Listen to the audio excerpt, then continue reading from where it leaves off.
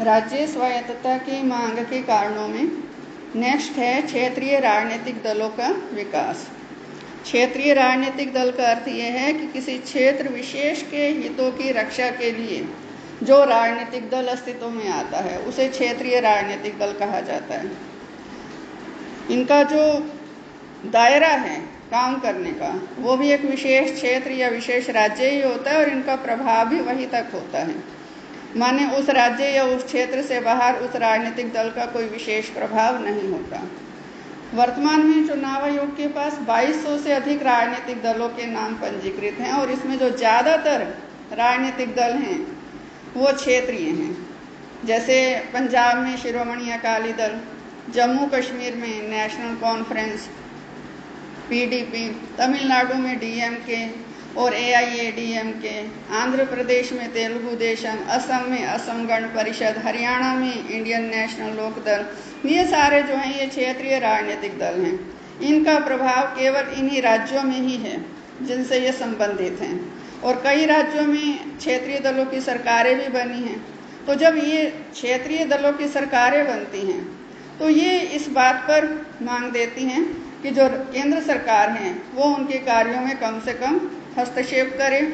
और दूसरा, जो क्षेत्रीय राजनीतिक दल हैं अपने राज्य के लोगों में ये प्रचार भी करते हैं कि जिस दल की सरकार केंद्र में होगी उसी दल की सरकार यदि राज्य में होगी तो वो केंद्र सरकार के इशारों पर काम करेगी और राज्य के हितों की जो रक्षा है वो क्षेत्रीय दलों से जो सरकार बनेगी वो ज़्यादा अच्छे से कर सकती हैं। और ये क्षेत्रीय राजनीतिक दलों की जब सरकारें राज्यों में अस्तित्व में आती हैं तो फिर राज्य स्वायत्तता की जो मांग है वो जोर पकड़ जाती है। नेक्स्ट है केंद्रीयकृत नियोजन।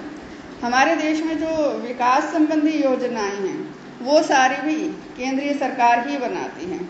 राज्य सरकारें अपने स्वविवेक का अनुसार विकासशील योजनाएं नहीं बना सकती। एक तो उनके पास वित्तीय साधन नहीं होते और दूसरा उन्हें नीति आयोग द्वारा जो योजना की रूपरेखा निर्धारित की जाती है उसी के अनुसार ही कार्य करना पड़ता है। नीति आयोग एक गैर संवैधानिक संस्था है, माने संविधान में ऐसी किसी संस्था का कोई भी उल्लेख नहीं है और नीति आयोग पूरी तरह से केंद्र सरकार के नियंत्रण में ही कार्य करता है। तो योजना की जो रूपरेखा है वो केंद्र सरकार अपने स्वविवेक का अनुसार निर्धारित करती है, राज्य सरकारें उसमें पहल नहीं कर सकती। और केंद्र और राज्यों में जो वित्तीय साधनों का वितरण है उसके संदर्भ में हर 5 वर्ष के पश्चात एक वित्त आयोग का गठन किया जाता है। ये वित्त आयोग राष्ट्रपति द्वारा ही गठित किया जाता है। यह आयोग भी राज्य सरकारों की अपेक्षा केंद्र सरकार की जो स्थिति है उसको और अधिक मजबूत बनाता है। तो ऐसे में केंद्रीकृत नियोजन और वित्तीय साधनों में जो केंद्रवाद है इसके कारण भी राज्य स्वायत्तता की जो मांग है वो और अधिक प्रबल होती रही है। नेक्स्ट है अनुच्छेद 356 का दुरुपयोग। अनुच्छेद 356 के माध्यम से जो राष्ट्रपति है राज्यों में राष्ट्रपति शासन क्रियान्वित कर सकता है। संविधान के इस अनुच्छेद के अनुसार यदि राष्ट्रपति को किसी राज्य के राज्यपाल की रिपोर्ट से ये विश्वास हो जाए कि उस राज्य का जो शासन है वो संवैधानिक मशीनरी के अनुसार कार्य नहीं कर रहा तो राष्ट्रपति उस राज्य की सरकार को भंग करके वहाँ राष्ट्रपति शासन लागू कर सकता है। राज्यपाल की रिपोर्ट प्राप्त किए बिना भी राष्ट्रपति किसी राज्य में राष्ट्रपति शासन लागू कर सकता है और राष्ट्रपति ने ऐसा बहुत बार किया है।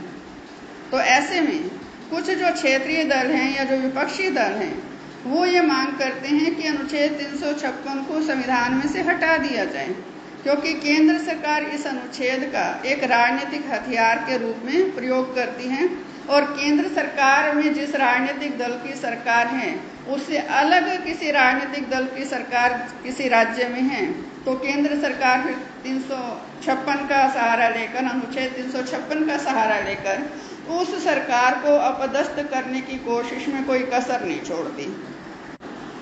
केंद्र सरकार के इशारे पर जो राज्यपाल है अपने राज्य में संवैधानिक व्यवस्था की असफलता की रिपोर्ट दे सकता है। यदि कोई राज्यपाल केंद्र सरकार की इच्छा के अनुसार कार्य ना करना चाहे तो भी राष्ट्रपति राज्यपाल की रिपोर्ट के बिना भी अनुच्छेद 356 का प्रयोग कर सकता है। तो ये जो स्थिति है ये राज्य स्वायत्तता के लिए बहुत बड़ा खतरा है। नेक्स्ट है राज्यपालों की पक्षपाती भूमिका। राज्य का जो कार्यकारी मुखिया है वो राज्यपाल ही होता है। राज्यपाल के नाम पर ही राज्य का प्रशासन चलाया जाता है। राज्य के मुख्यमंत्री और अन्य मंत्रियों की नियुक्ति भी राज्यपाल ही करता है।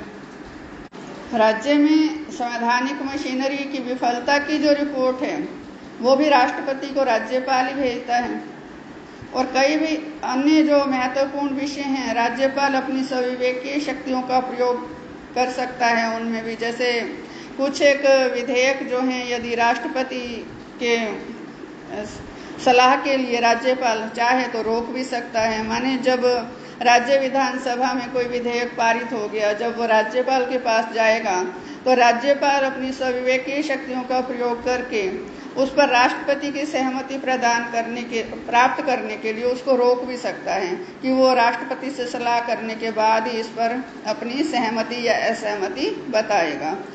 तो ऐसे में जो राज्यपाल की स्विवेकीय शक्तियां हैं वो भी कई बार पक्षपात तरीके से ही प्रयोग में लाई जाती हैं। राज्यपाल की नियुक्ति राष्ट्रपति करता है।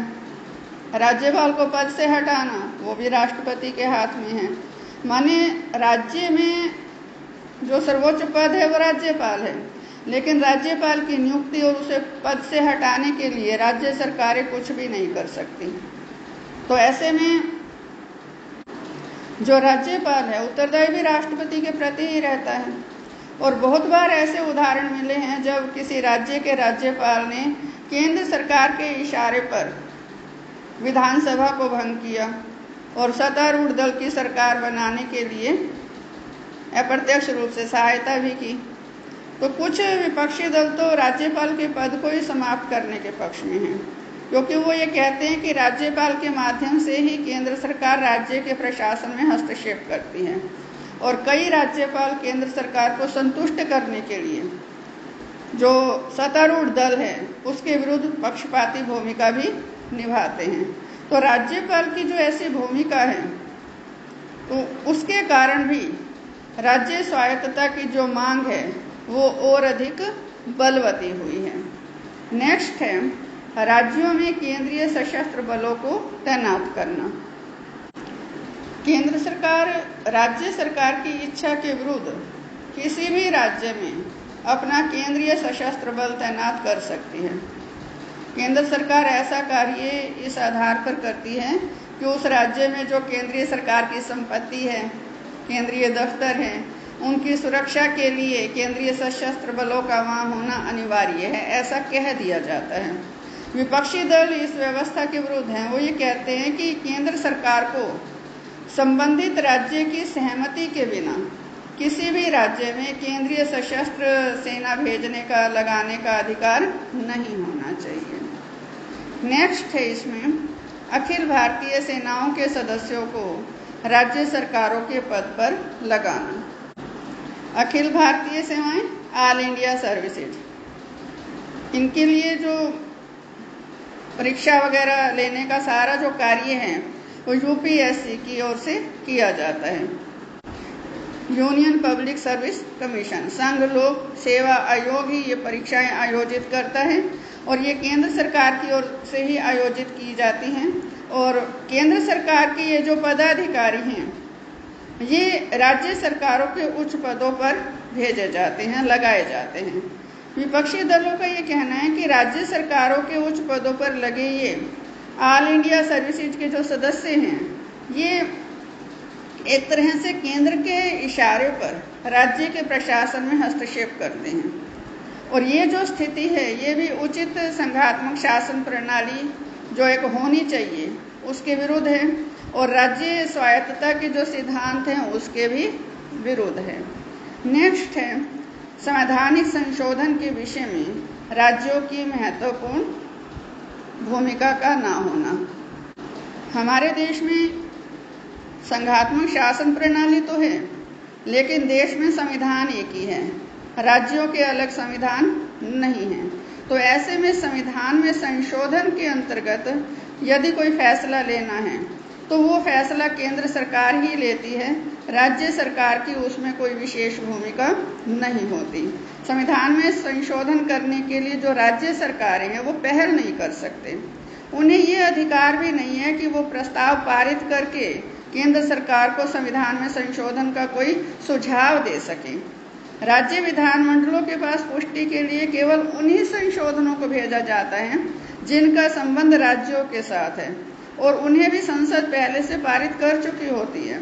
और संसद द्वारा पारित किए गए ऐसे जो संशोधन हैं उस पर केवल आधे राज्य विधानमंडलों की ही स्वीकृति अनिवार्य होती है। तो ऐसे में संविधान में संशोधन संबंधी जो राज्यों की भूमिका है वो पूरी तरह से महत्वहीन है। उनके पास संशोधन संबंधी कोई भी महत्वपूर्ण अधिकार नहीं है। इसके बाद है इसमें राज्य स्वायत्तता की मांग में क्या क्या शामिल है। माने जो राज्य स्वायत्तता की बात विभिन्न राज्यों द्वारा की जा रही है, विभिन्न क्षेत्रीय दलों द्वारा की जा रही है, उसके अंतर्गत वो क्या व्यवस्था चाहते हैं, इस पर हम चर्चा कल करेंगे। धन्यवाद।